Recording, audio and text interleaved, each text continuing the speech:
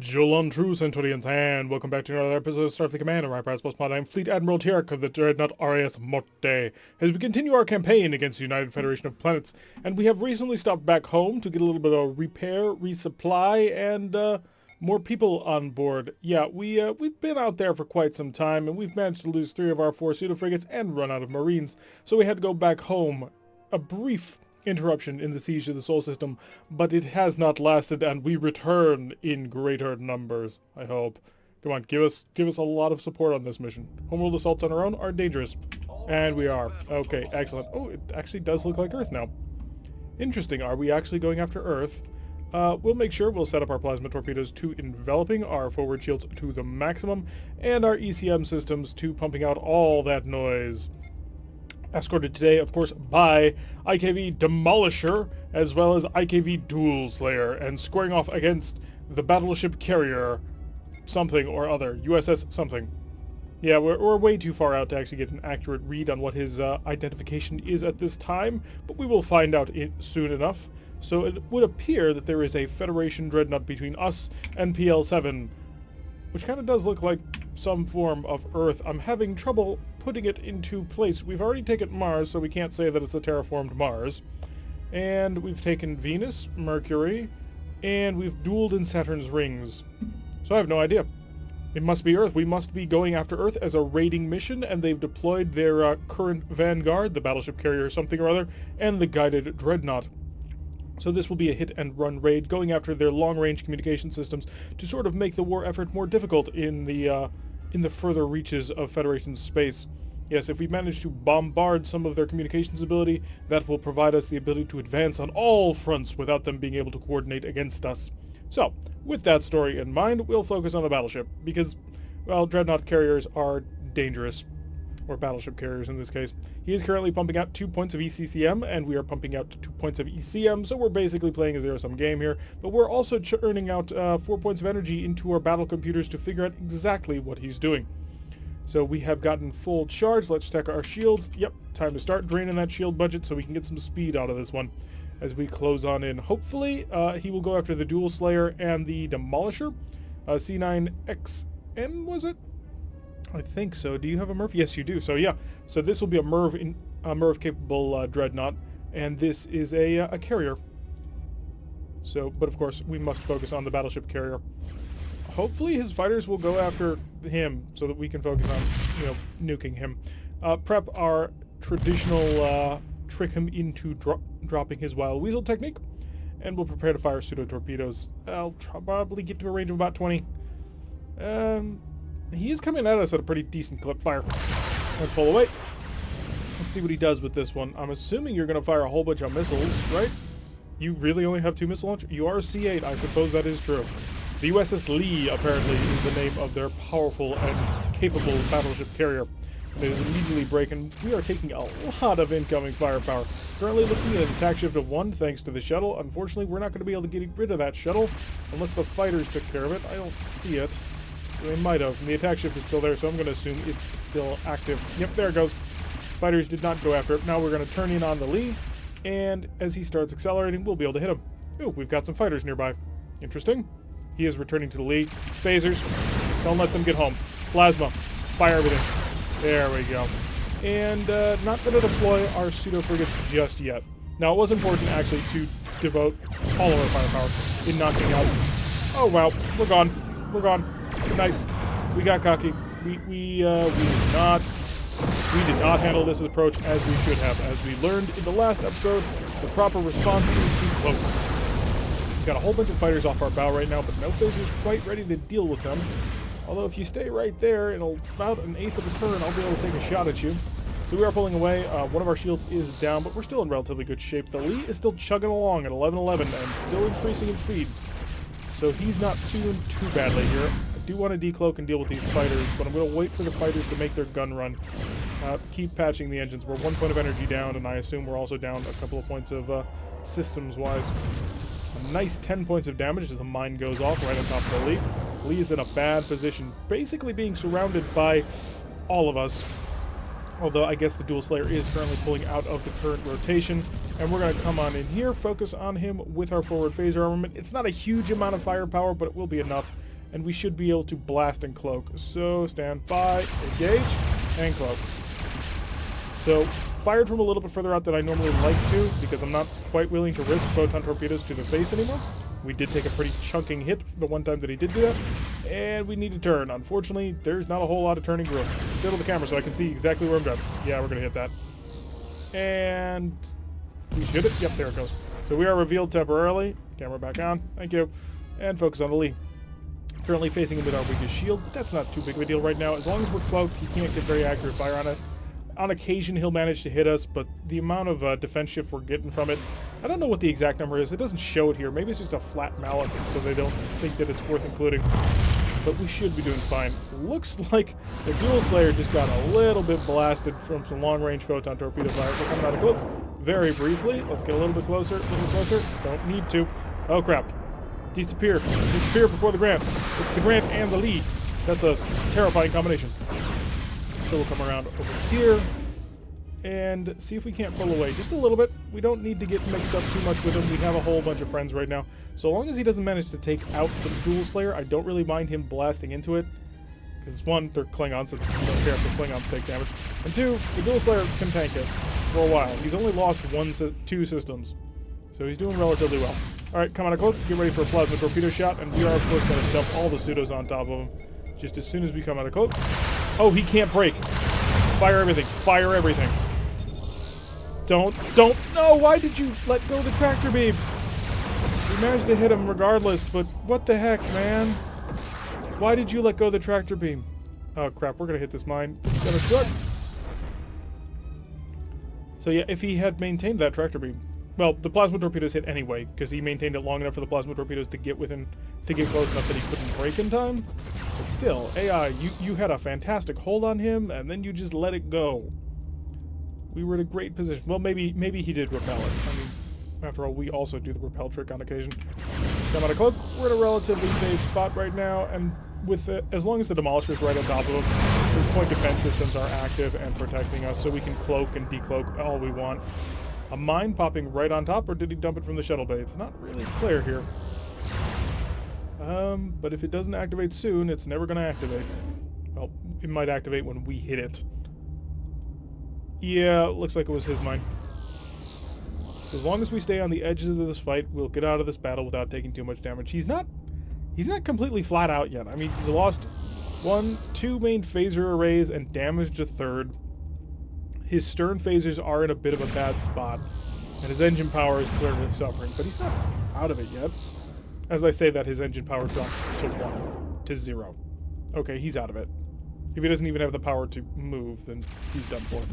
So we're going to come around this mine, then we'll pop back in and fire a barrage at him. He did fire a scatter pack barrage. Unfortunately, he fired it into 2 battleships. Well, dreadnoughts. And that's not happening. Come on a cloak as we come around. Oh, he's got some engine power back. Just a little bit. Nothing too special. So we're going to curl on in here. Oh, that's a horrible sight. I hope they're taken to the escape pods. Because right now, he's being closed by 3 dreadnoughts. I wanted to wait until we got to a range of 5, but I'm more than willing to let the Klingons take the credit for that one. Increase the speed of time. At this point, now we're just heading on towards the planet, which does appear to be undefended. It might have 8 phaser 3s. So Earth still recovering from all the damage that it's taken so far, and find itself completely exposed and open to the raiding party of the Klingons and the Romulans. Now, the Klingons believe that we are only here to destroy that sensor array and communication system, but we're here for more than that. We're going to steal data. We're going to steal tricks and whatever technology that they have and not share it with the Klingons, but don't tell them that. If you tell them that, they may want us to tell them that, and we don't want to share. We're not big on sharing. So we're going to slip on in here, make sure that we can get things done. And, how much energy do I currently have in the shield budget? 20. Yeah, let's take from that. We don't actually need shields right now because, yeah, the planet won't be able to defend itself. So we're able to get up to a speed of 25, 26 while holding all weapons, and then have 0.5 points of energy in the forward shield. It's not a huge amount, but it's something. And they're just zigzagging back and forth as if it's going to help them somehow. Zigzagging does not work in this game. Sorry. No. We'll start slowing down the ship a lot more, a heck of a lot more. Remember, we're pulling into a parking orbit of 5.99, or actually 4.99 would be preferable. In this case, that's what we're going for. So 7, 6, 5, we're in transporter range, and we just want to get within accurate phaser range. There we go. Fire all weapons.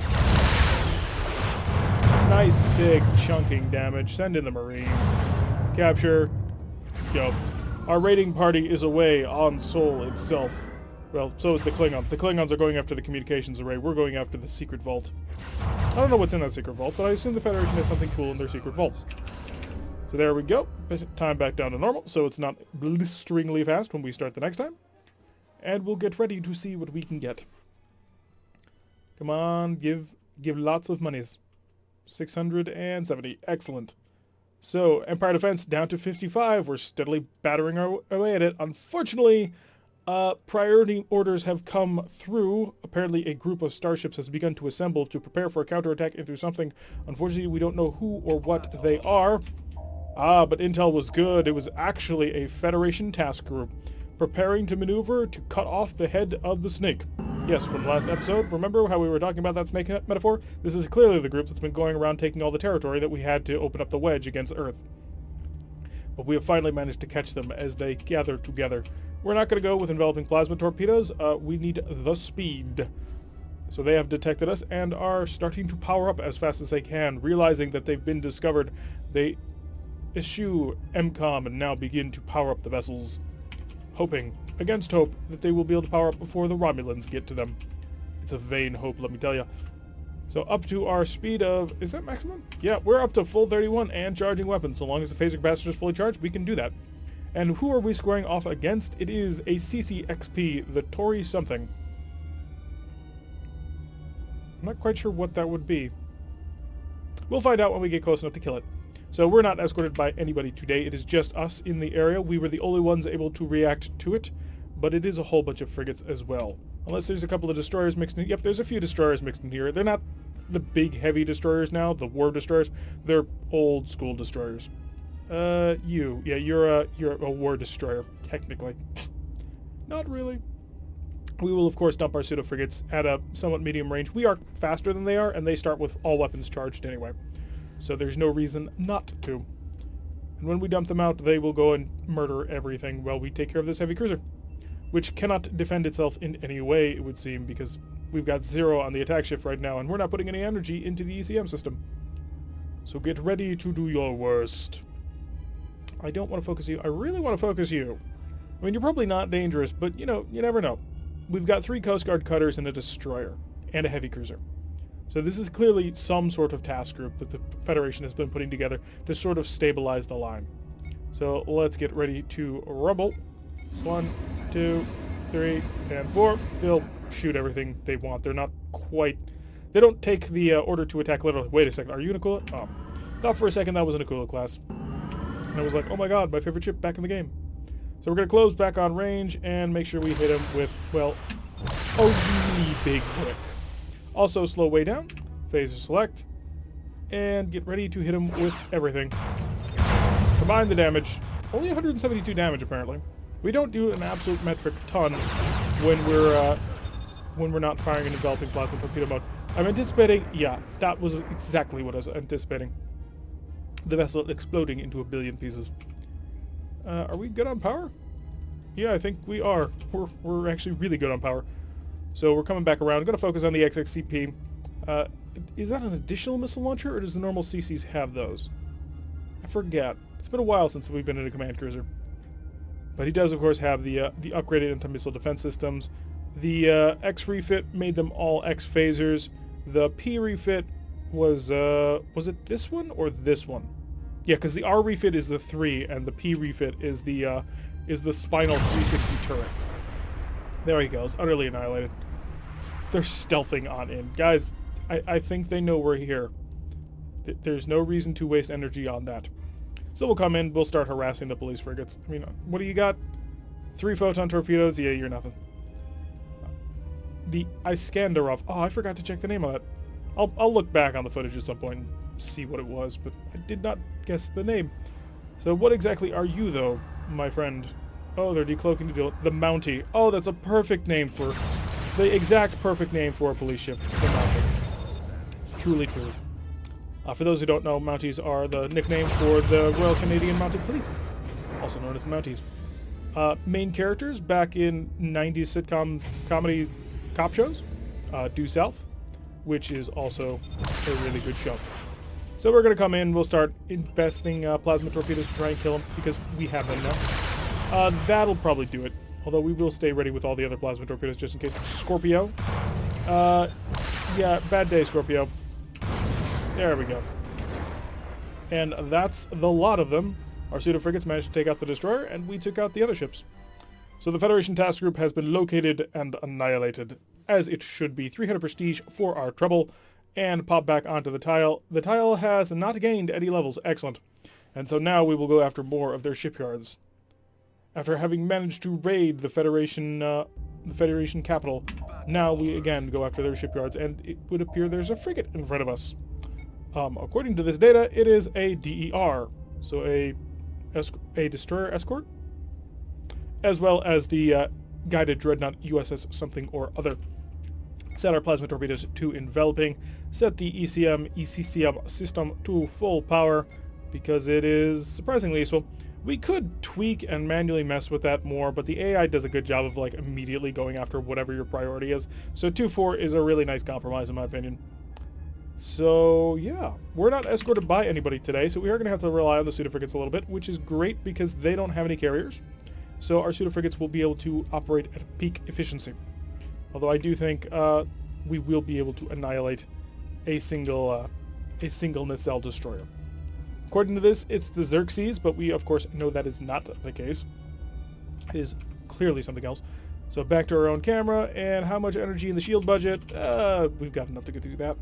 So pick up some speed to 11s, or is that 10? One or the other, close enough.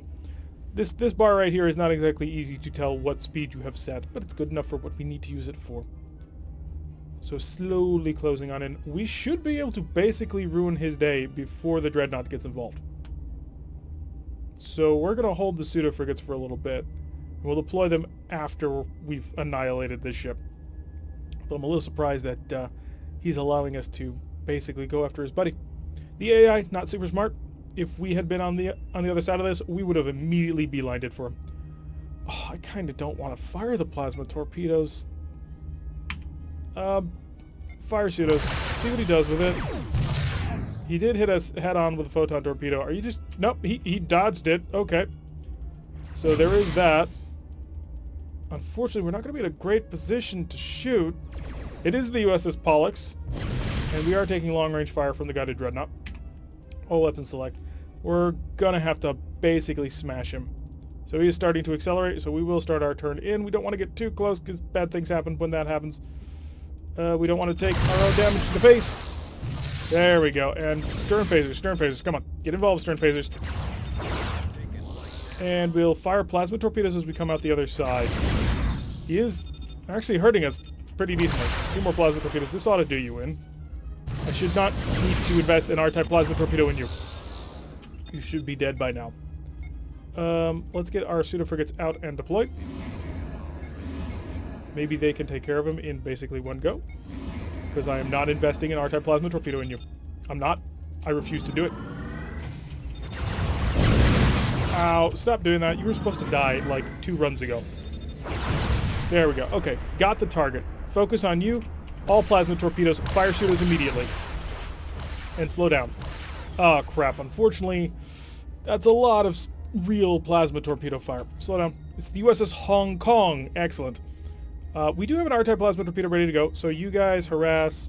I want you staying in my area, and I want you going after this guy.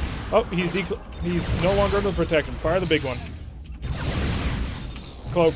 Time to disappear. We're not that stupid that we're going to stay out in the open on this one. We are all alone. We cannot be as dumb as we normally are. Okay, you need to come home. Because if I lose one of my pseudo-frigates to just a single guided dreadnought, I'm not going to be a happy... Okay, buddy. You signed your own death warrant. I mean, you were going to die anyway, but that was expensive, and I'm going to rip your nacelles off you one at a time.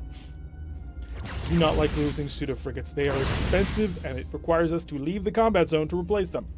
So we're going to let you pass over in front of us, or behind us, I guess, but away from your front as we prepare our own barrage. So he will fire his missiles as soon as we come out of cloak. That is a guarantee. Alrighty, so we need to actually build some distance here. I also need some speed here. Okay, their plasma torpedo is about to get ready to hit. And now he's turning away because he's realized that. Yep, that's exactly what we were expecting. So give me the hard turn. Tractor defenses are active. Slow down a bit. Slow down a lot more. Wait for it. Plasma torpedo selected. Ready for the big hit. Fire everything. Phasers to follow it up. And there we go. That's what we were looking to do. Hi, Marines. Bring me the head of that captain. And fire phasers to kill more people on board. Me and that captain are going to have a talk. Keep shooting. More shooting. We need to get him down a little bit more so my Marines will actually steal the ship. Because I want this ship. I know this is a bad investment because we really do want to we want to be able to attack the planets as many times as possible, but the captain of the Hong Kong is now mine. I am going to steal every single person off that boat. Come on, transporters. Before that happens. Wait a second. There we go. Marines are over. Oh yeah. We're going to have words, Cap. Me and you. And a torture chamber. We have incineration chambers on board, right? Am I remembering that correctly? Because I'm pretty sure that that in the episode where Kirk goes across the neutral zone and gets taken by the Klingon and Spock like seduces the one Romulan captain, pretty sure we have torture chambers. Might be wrong on that. Incoming missiles. We are going to reverse this turn a little bit. Also going to pick up some speed. And point defense systems, just shoot. Thank you. Clear us off. More energy. Thank you. How much longer until my Marines have grabbed me a captain? Not that much longer. And your photon torpedoes are not yet ready, so call everybody home. Everybody come home. Stop shooting plasma torpedoes at the ship that I'm about to own. Stop shooting the ship I'm about to own, people. There we go. Hi, Captain. Bring him to my ready room. We're going to have a conversation with this one. So now that we've managed to capture a Federation-guided dreadnought, we will use it to attack their own star docks. And again, not the best use of troops. We've spent, what was it, 14 or 12, 14 troops to do that, which, you know, that's a successful plan. That's 2 successful planetary assaults, honestly. So not the best use of our resources, but it needed to be done. Get your butt back here. Otherwise, you will stand next to that captain when we have our conversation. So we're going to soar back on in and try and get... What's our energy budget right now? Energy budget? Building pretty steadily. But clearly, it can be taken more from. I'm fairly certain that I gave you an order. I'm also pretty certain that that order was get your butt back here. Return now. So apparently he just doesn't want to listen. If you get yourself killed going after one of these, I will personally strap you to the front of your own pseudo-frigate to act as the next generation of armor. Unfortunately, the AI does not listen to threats. Defend me. Now, return to me. Oh, he's now increased his speed. And is returning. There you go. So the AI glitched out a little bit there. But we'll have to come up with some in-universe reason for that. Let's find out exactly how you're armed, because I haven't been paying attention to that. And I really should, because it's kind of important. Hey, what guns do you got on board? Oh, they're hydrants. They have Gatling phasers. Which, don't get me wrong, Gatling phasers are very powerful, very cool weapon, but limited to a range. Which, I don't disagree with the mod author's decision to limit the range of Phaser 3s and Phaser Gs, because the AI would shoot them at maximum range and do no damage with them all the time. But it does kind of mean that we can abuse that system just a little bit to mess with star docks. Are you back here yet? Not really. No, he doesn't really seem to be all that interested in returning to base. We will have to invest a plasma torpedo to eat up his pseudo-frigate because he doesn't accelerate to any sort of speed. So we've got to fire it. And a single F he'll take. But he will freak out about an S-type plasma torpedo, which I think we launched from way too far away. We may have to invest 2 S-type plasma torpedoes into doing this. Unless, he's stupid. He could be stupid. Come on, be stupid. I know, the urge to be stupid is very, very powerful in humanity. So you should be very, very stupid, like that. Excellent. Stop. We're going to be here long enough. Don't worry. All weapons select. And that attack ship should be... There we go. Everything we've got right on into it. This does you in. I take that back. It did not do you in. And apparently you've only taken light damage, according to one of my science officers. The Hong Kong, of course, dishing out the damages, firing a nice little missile barrage at him. We'll speed up time. There's no point in just waiting around for this. There we go. That's the first one. You're the next target. Unless... Do you want to go after this one together? Because if we're doing it together, I mean, they're both the same distance away. I have no problem doing that. As long as I can eat up, multiple incoming fire. Got a Dreadnought, of course, having, I believe, double links? Does it have triple links? It's a drone vessel, so it at least has double links. Double links referring to the amount of drones that it can control, equal or doubled versus the number of launchers that he has. So he is attempting to avoid it. Fire a plasma torpedo, and that goes off to the side. All heavy plasma stand by. Attack ship goes away. Big weapon fire. Fire all the phasers. Do all the damages. On to the last one. Let's try and get this thing done. We've already spent enough time on this operation. And afterwards, I get to have a conversation with someone who has made me very, very angry. Apparently, our warp engines were somewhat damaged. We're going to repair that just in case. I don't anticipate any major issues with that, but you never know. It could be important. Might turn out that if we hadn't repaired that, the whole ship would have exploded. It could happen. My pseudo-frigate is apparently so far, he's out of range for being seen. That's not a good situation. Stun on speed of time just so I can properly do this. Plasma S, that'll eat it. Maximum speed of time. Goes off to go after that one. Slow the speed of time. You just launched a scatter pack into that. I'm really hoping... That's what I was hoping. I was hoping just in time. Because any closer and we would have basically taken all that damage to the face, and that would not have been good. That would have hurt very, very badly. So a little bit of a longer episode this time. 570 plus 130, that paid out the money. And we're kind of dented at 8,000 prestige, but the siege of Seoul continues, with more star docks taken and raids against Earth itself. Anyway, I've been Tarek. If you like what you've been seeing, hit that like button and subscribe. If you want to receive a notification every time I release one of these videos, press that little bell icon. Leave a comment and I will see you all... Oh, actually no. For the comment. What's in the Secret Federation vault? What did we steal? What information? What jewels and riches did the Romulans sneak away from right underneath the Klingon noses? And I will see you all in the next episode.